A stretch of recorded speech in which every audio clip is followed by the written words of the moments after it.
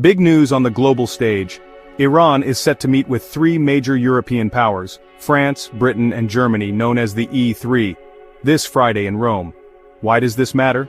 Well, these talks are the lead-up to another round of negotiations between Iran and the United States, scheduled to happen the very next day, also in Rome. Let's set the scene. Back in 2015, the world struck a nuclear deal with Iran to limit its nuclear activities. But in 2018 the US pulled out, causing the deal to unravel. Now, there's a push to revive or replace that agreement, but it's complicated. Iran's foreign minister, Abbas Araghchi, isn't exactly optimistic about the Europeans given their track record and policies. Still, Iran is showing up at the table.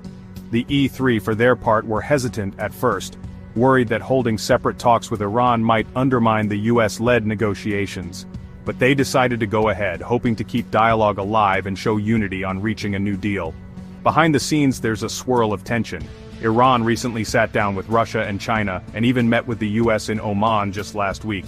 Meanwhile, the E3 and Iran have clashed over sanctions tied to Iran's ballistic missile program, arrests of foreign nationals, and Iran's support for Russia in Ukraine.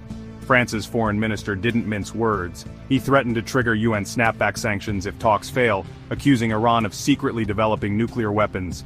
Iran, of course, denies this and called the comments irresponsible.